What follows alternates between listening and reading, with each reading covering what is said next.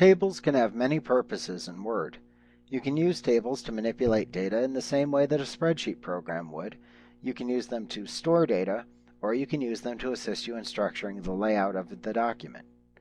While many people think of cells within a table as only recording text and numbers, you can place any content that you want into the cells. You can edit individual cell information or delete entire columns and rows of information if necessary.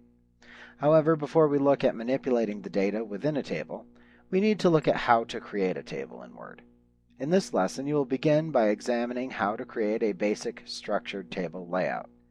These types of tables, which resemble grids, have a definite structure, and they're often used for data storage. After we have looked at creating structured tables, we will look at how we can create tables that have an irregular layout of cells. These types of tables are often used for assisting in document layout. For example, if you wanted to create a coupon cutout for people to use, you could place the coupon information into a table just to enhance the appearance of the final printed document. So to create a basic structured table, click the Insert tab in the ribbon. Next, look for the Table button in the Tables group. This button allows you to easily create a table. Click the Table button to show a grid along with several commands in a drop-down menu. If you want to create a simple structured table, then roll your mouse pointer out and over the grid by the number of columns and rows that you want to insert into the table. The dimensions of the table will be shown above the grid as the number of columns by the number of rows when you roll your mouse pointer over the grid.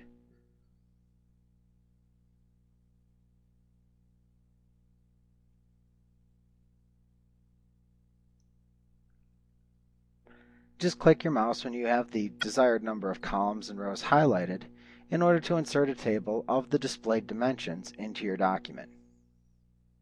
Now, after creating the table, you will probably want to perform some data entry. Moving into cells to enter information is easy.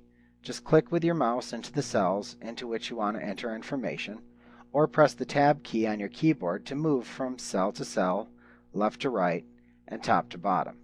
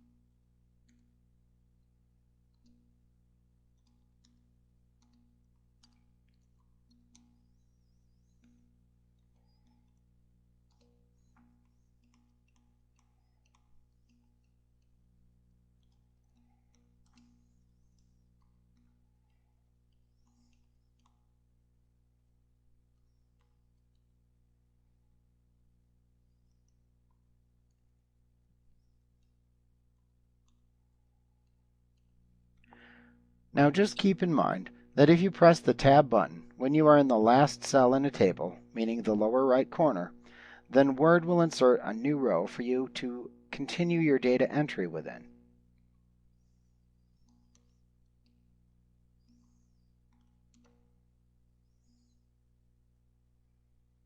Note also, if you want to move from right to left, you can hold down Shift on your keyboard and then press the Tab key to move in the opposite direction.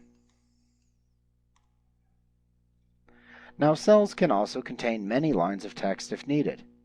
Entering text into a cell works in the same manner as it does when entering text into a document. When the text reaches the cell's border, it automatically wraps itself. You only need to press the Enter key on your keyboard if you want to create a new paragraph within a cell. Now, another way to create a structured table is to click the Table button in the Tables group on the Insert tab of the ribbon, and then choose the Insert Table command. This will open the Insert Table dialog box. In this dialog box, you enter the number of columns and the number of rows that you want the table to possess into the two boxes provided in the Table Size section. In the AutoFit Behavior section, you can set how Word determines what size to make the columns in the table. You can select Fixed Column Width if you want the columns to be a set size, and you can then use the spinner to set the width yourself. You can also select Auto Fit to Contents to let Word adjust the width of the columns based on the content that you place into them. You can also select the Auto Fit to Window to let Word adjust the columns to fit the window width. You can then click the OK button to insert a table of the specified dimensions into your document. Now we'll look at how to create a table by individually drawing cells by hand. While it is possible to use this method to create an organized, structured table, it's more often used to create a layout for your documents. It's also used to make minor adjustments to a structured table. Now to use this method, click the Table button that appears in the Tables group on the Insert tab of the ribbon. This time, select the Draw Table command from the drop-down menu. When you select this command, your mouse pointer turns into a pencil icon when you hold it over the document area. At that point, just click and drag to draw the table cells that you want. You can also click and drag from one side of a cell to another in order to split the cells that you draw into additional columns and rows.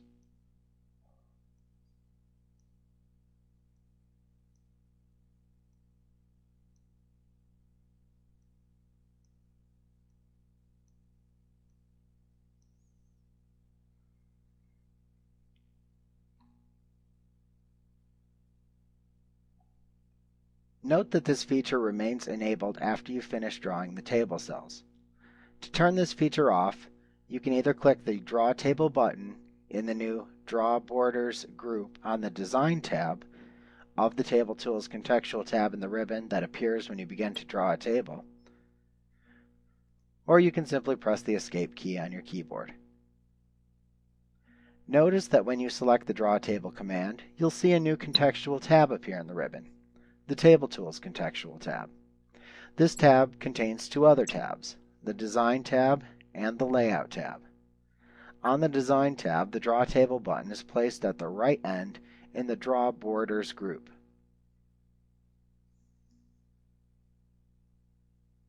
Now note the three drop-down buttons to the left of the Draw Table button. These allow you to change the line style, line thickness, and line color of the lines that you draw using the Draw Table button. You can use the Line Style drop-down to select a different line style to apply. Likewise, you can use the Line Weight drop-down to select a thickness of the line to draw.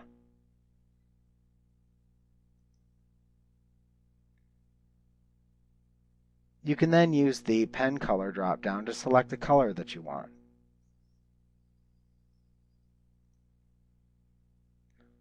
Then you can use the Draw Table button to draw lines. Note that you can also click and drag over the lines you've already drawn in order to redraw lines using the new formatting.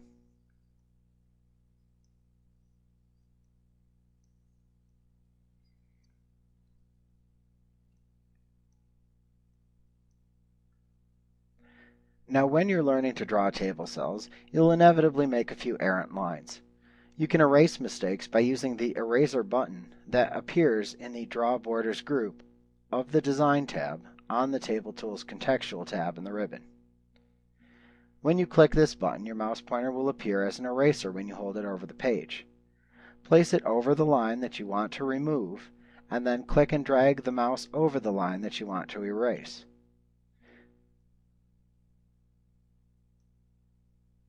It can be a bit tricky at first. The line that you delete will appear to turn a color before you release the mouse button. Also, this button, like the Draw Table button, will remain enabled until you turn it off. You can do this by clicking the Eraser button in the Draw Borders group of the Design tab of the Table Tools contextual tab,